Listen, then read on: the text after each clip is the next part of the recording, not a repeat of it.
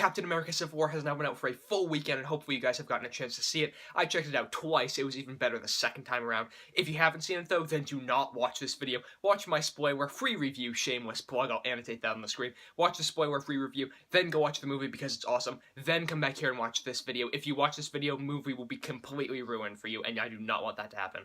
So watch the spoiler-free review, click away, be gone before I start talking spoilers. Clicked away, gone, good. Oh my god, the last half hour of this movie. I will say, everybody loved the airport sequence in this movie, including me. I thought the airport sequence was awesome. But for me, personally, the best superhero action fight sequence in a superhero movie was the final fight sequence in this movie. Because throughout the entire movie, what's been happening is Zemo, the guy, the agent of chaos that was kind of like propelling everything forward, Zemo was always saying, oh, tell me about December 16th, 1991. Hey, Winter Soldier, you killed somebody on December 16th, 1991. The first scene in the entire movie you saw on December 16th, 1991, Bucky killed somebody that was driving a car.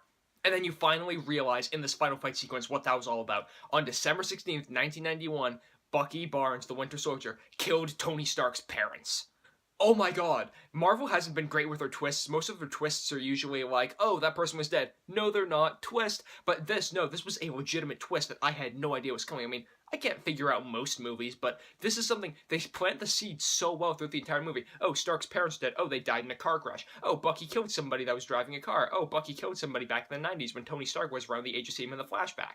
But you don't piece the two together, and when you finally do, you understand Stark's coming from an emotional point of view, and he just wants to kill Bucky. If you were in a room and you found out the guy who killed your parents was in that room, you're going to want to take him down too. It doesn't matter if he's brainwashed or not. And like I said, I love how much they set up both sides of this movie. I went in on Team Cap, completely Team Cap, but I left on Team Stark because Cap was going for justice, sure, but Iron Man was out for emotion, and I don't know what it is. Maybe it's just that I followed Iron Man through all these movies, and I understood, like, you know, he had the elevator scene with this woman from the State Department, and he had so much in this movie. You just saw that he was getting beat down by everybody in his life. You understood that when he found out somebody beat him down so far into the past, that's affected him so far into the future, he just wants to take that person down. So when he goes after Bucky and he just propels Cap out of the way, you understand where he's coming from. At least I did. And I left this movie totally on Team Stark. Or Team Iron Man, I don't know why I'm saying Team Stark. This movie had a lot of good lines. I was kind of disappointed the one "you just started a war" wasn't in the movie, but I think they had an even better one when Stark says, I don't care, he killed my mom. Because after that, Iron Man flings into action and he is out for blood. And then a bunch of action happens, you know, Bucky and Cap are trying to take down Iron Man. They're trying to say, no, he was brainwashed. Iron Man's like, I don't care, he killed my parents. And you see at that point, there's just so much conflict going on internally and externally with these characters. I love a good fight, but if it's not motivated by something emotionally, something internally, then it really has no merit. This was so emotionally fueled, and it was so set up over the course of this entire movie, that it was just so rewarding as an audience member to watch these sides fight each other and completely understand the merits of both sides. Because this fight sequence ends, Cap plunges his shield into Stark's arc reactor, and then Steve Rogers and Bucky Barnes are walking away, and Tony Stark's just like, that shield doesn't belong to you, my father made that, you don't deserve it, and Cap just drops the shield. That's honestly why I think it's the best action sequence in the movie. Also because of the implications that it has. Like, you know, if there's an action sequence and like a ton of stuff blows up, you're like, oh yeah, people probably died. But you understand in this, nobody died. But the Avengers are basically gone after this. Like, there's really no Avengers.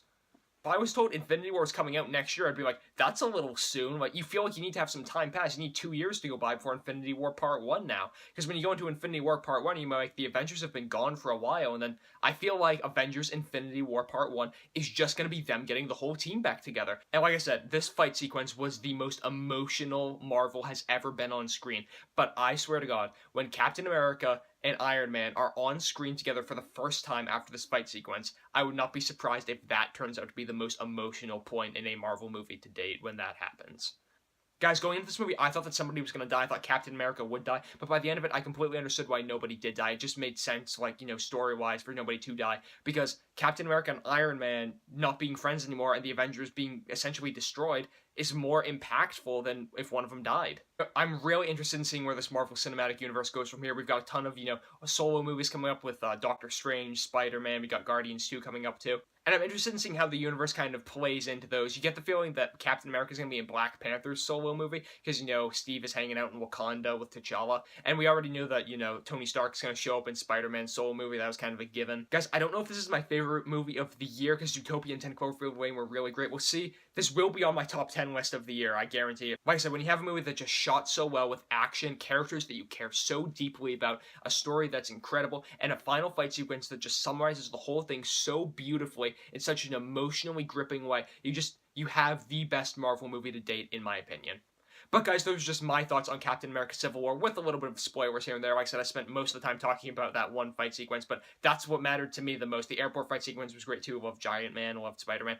But be sure to leave all of your spoiler-filled thoughts, no matter what part of the movie they're from, in the comment section down below. You guys can follow me on Twitter. I'm at John M. Hayeck. You guys can go over to mymoviethoughts.com to see some more posts from me. Links to both of those in the description down below. Be sure to subscribe to this channel if you like what you've seen here.